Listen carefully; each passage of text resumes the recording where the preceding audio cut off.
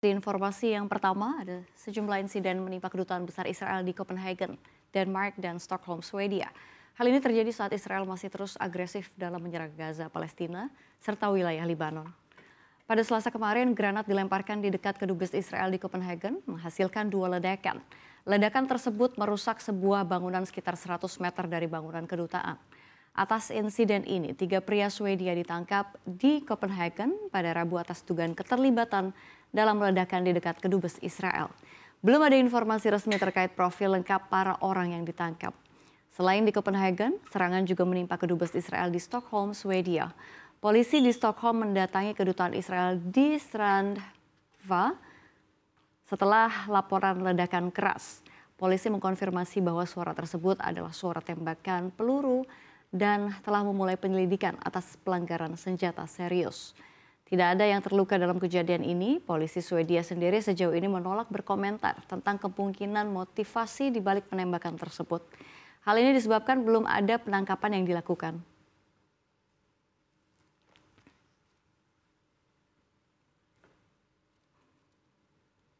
Kita ke informasi berikutnya. Bom Amerika Serikat dari Perang Dunia II yang belum meledak dan telah dikubur di Bandara Miyazaki di Jepang Barat Daya meledak pada Rabu waktu setempat. Laporan Associated Press mengutip pejabat Jepang menyebut insiden ini menyebabkan kawah besar di landasan pacu dan pembatalan lebih dari 80 penerbangan. Pejabat Kementerian Pertahanan dan Transportasi Jepang mengatakan tidak ada yang terluka dan tidak ada pesawat di dekatnya ketika bom meledak di Bandara Miyazaki di Jepang Barat Daya. Penyelidikan oleh pasukan bela diri dan polisi mengkonfirmasi ledakan ini disebabkan oleh bom Amerika Serikat seberat 500 pon dan tidak ada bahaya lebih lanjut. Para pejabat sedang menentukan apa yang menyebabkan ledakan mendadak tersebut. Sebuah video yang direkam oleh sekolah penerbangan di dekatnya juga menunjukkan ledakan itu memuntahkan potongan-potongan aspal ke udara seperti air mancur. Kepala Sekretaris Kabinet Yoshimasa Hayashi mengatakan lebih dari 80 penerbangan telah dibatalkan di bandara tersebut hingga Rabu sore.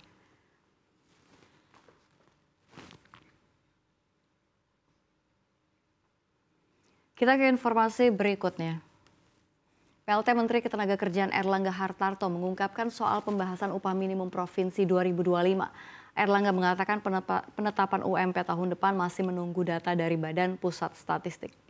Untuk penetapan upah minimum tahun 2024, Presiden Jokowi menerbitkan peraturan pemerintah nomor 51 tahun 2023 tentang perubahan atas peraturan pemerintah nomor 36 tahun 2021 tentang pengupahan pada 10 November 2023. PP ini berlaku di tanggal yang sama.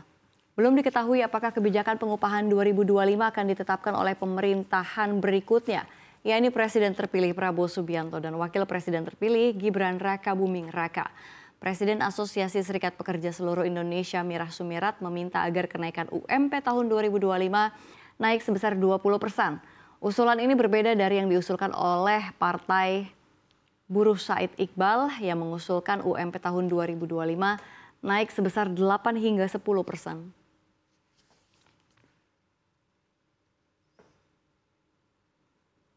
Kita ke informasi berikutnya pemirsa, ada Pak Jokowi yang mengunjungi Pasar Rakyat Lipa Kalabahi, Kabupaten Alor, Nusa Tenggara Timur pada hari ini. Jokowi mendapati harga sembako pada daerah itu masih stabil, meski ada sedikit perbedaan dengan harga di Pulau Jawa. Dalam kesempatan ini Jokowi didampingi Menteri Dalam Negeri Tito Karnavian, PJ Gubernur NTT Andriko Noto Susanto, dan PJ Bupati Alor Z. Sony Libing. Beberapa komoditas yang dicek Jokowi diantaranya adalah bawang putih, bawang merah, dan cabai. Presiden menjelaskan bahwa harga bawang putih di pasar tersebut mencapai Rp55.000 per kilogram, bawang merah Rp50.000 dan cabai Rp50.000. Selain memantau harga, Presiden juga menyempatkan diri berbincang dengan para pedagang terkait kondisi usaha mereka serta kendala yang dihadapi, terutama terkait logistik dan transportasi. Salah seorang warga meminta agar Presiden tetap memperhatikan kebutuhan dan kesejahteraan masyarakat di wilayah timur Indonesia.